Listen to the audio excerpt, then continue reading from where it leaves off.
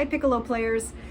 Today I'm going to go over the Tchaikovsky for Piccolo solo that we all are aware of. I'm going to start right at the beginning of this video, right with the solo, which is after rehearsal F. And there is a section at the where our very first entrance after we've tacited movements 1, 2, and 3 and almost all of movement 4. But I'll do that entrance at the end. So I think we're mostly all here for the main solo. So I will start with that. Okay, so this main solo, I think I'll just play it once.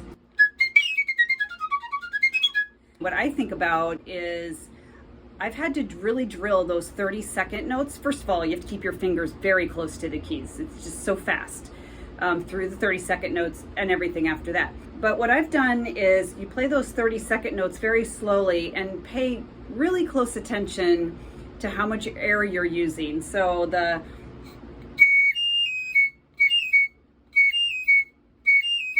just really pay attention to what your embouchure is doing, how much air is coming out for the notes just to speak, not to be loud. You don't have to be loud. You don't have to try to be loud here.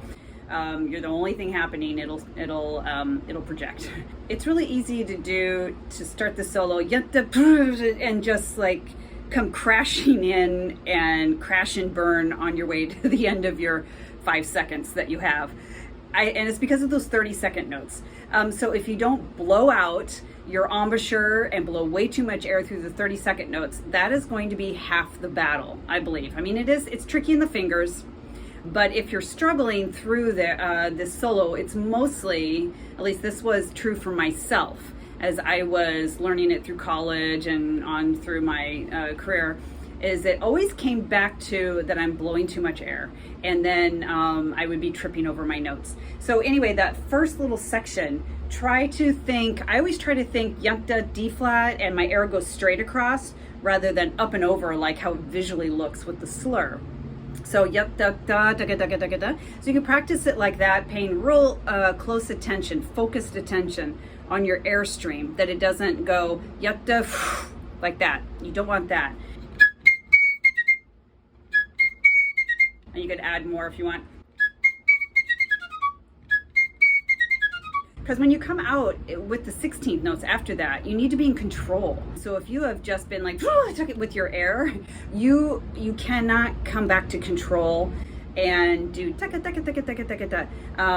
It's impossible. And also, the 16th notes are more important than the 30-second notes. I know it always seems that the 30-second notes are the main focus here to get through that 30-second note little flip around thing. But really, it's not that big of a deal if one of those notes doesn't speak, or if you get a little jumbly in there, as long as you land on the C, the 16th notes coming after it, and can recover. You know, that's the most important thing. But I know we get fixated on the 30-second notes because it's so hard. So anyway, yeah, I would practice it with the air stream idea. And then add the 30-second notes, but try to keep the 30-second notes glued to your air that go across this way, if that makes sense. At least that's what I think of. Not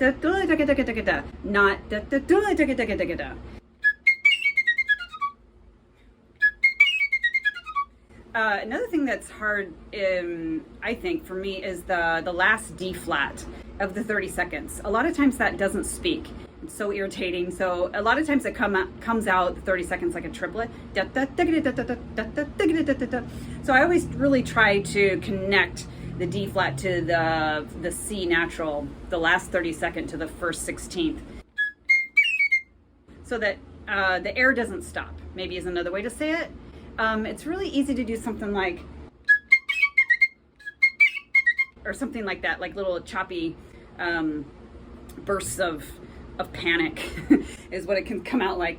So try to connect the 30-second notes to your 16th notes. It's kind of the same idea as when I said just play D flat and then just connect it to the 16th notes. That'll kind of do the same, it'll have the same results. So what I do, my process when I have to just work up technique, like in this case, I put a post-it note on my music here. It looks like I started at 100. So that is, here's 100.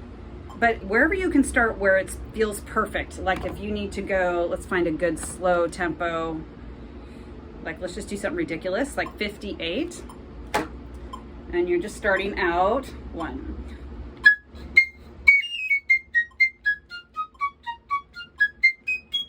And you got it clean there. Then you go up to 59. That's what I do. And then I just go up in my practice session. And then when I'm done practicing, I'll just write on my Post-it note where I left off.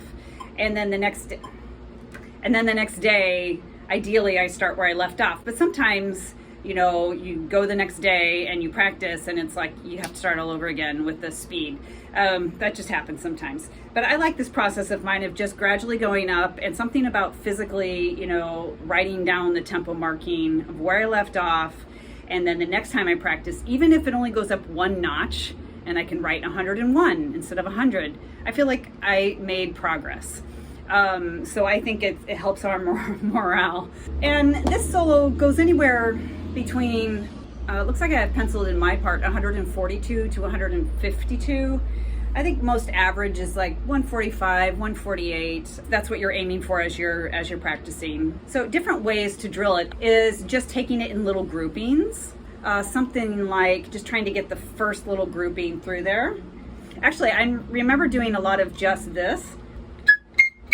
Like just dun, dun, dun. Sometimes we want to anticipate that D flat, that first 30-second note. So dun, dun, downbeat. Just make sure you're not rushing into the 30 seconds. Dun, dun, dun, dun. And the C needs to come exactly on the and of beat 1 there. Dun, dun, dun, and. Dun, dun, dun, and. So that's really what you should be striving for. So you can just practice that. And then just practicing the 16th notes.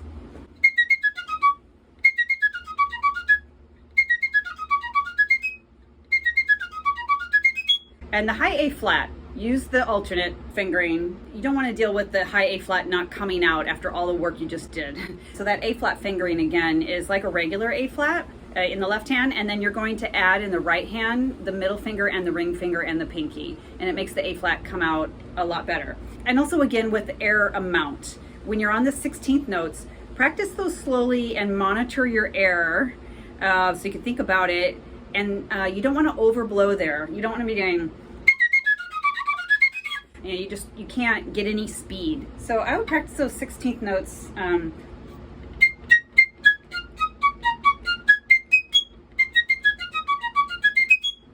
So when you're coming out of the slur, try to practice the so that you can land on your feet after the flip.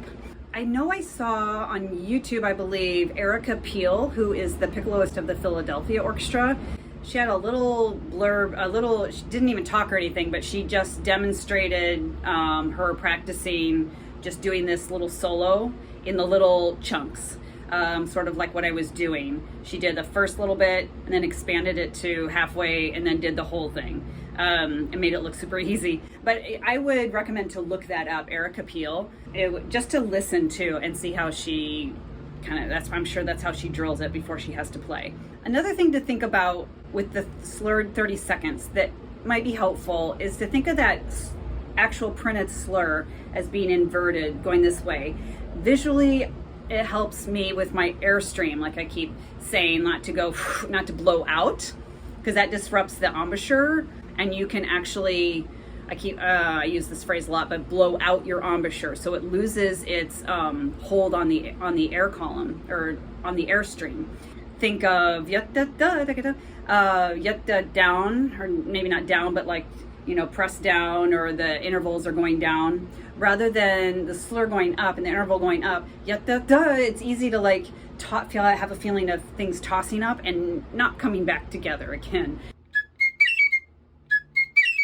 And of course we have to play this solo twice, which makes it more challenging. But over the years, I have mentally had to reprogram myself to think, I don't have to do this perfectly 2 times.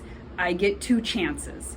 So the first time I play it, if there's a little glitch somewhere, instead of thinking like, oh, because you can just mentally get deflated really easily, of course, you know, and then you have to do it again, and you're already in a mentally annoyed mental space, and so it can affect the second time you play it.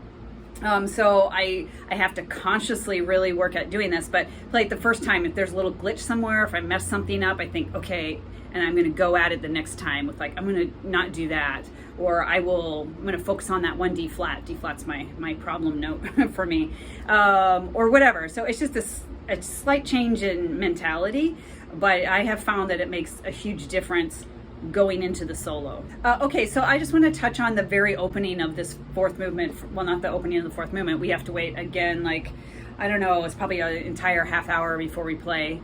But after letter E, this is a difficult entrance because we haven't been playing this entire symphony. So this opening,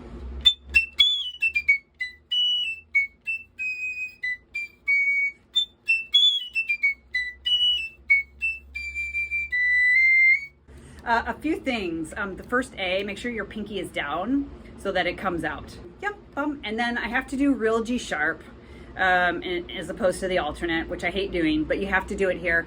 And then I know there's some crazy fingering that's gone around that some people do, but I just do the first trill key for the A. So you have G sharp, A, G sharp, and then I do middle F sharp because it speaks better. And then to get to the E from this middle F sharp is cleaner than this F sharp to that E. Another thing I have to do or think about, because you're using this fingering, the regular fingering, when you get to this, that section, the airstream really needs to be extremely fast. Make sure you're not tight in the embouchure or you'll get the thing. If it's too tight, and that usually means also that you just have too much, a wide airstream, it's too wide. But you really have to like have a lot of resistance to your airstream to get through that particular 30-second note combination of notes because of that G sharp.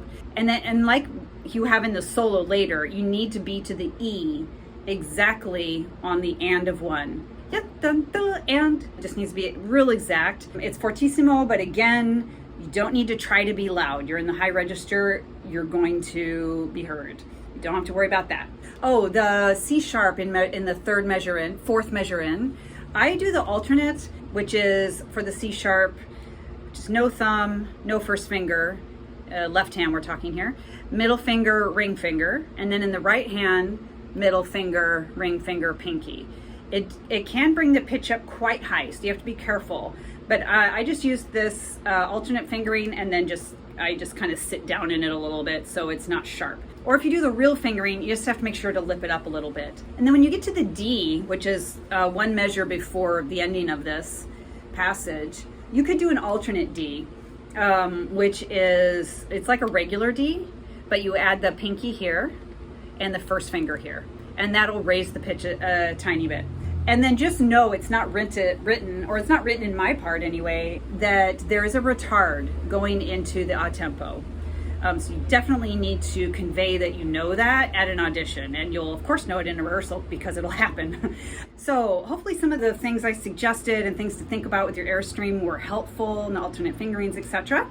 If you found it helpful, please hit subscribe, and then you will be in the loop for future videos such as this. I'm doing a whole series on practice guides for orchestral piccolo parts. Good luck and happy practicing, and thanks for watching.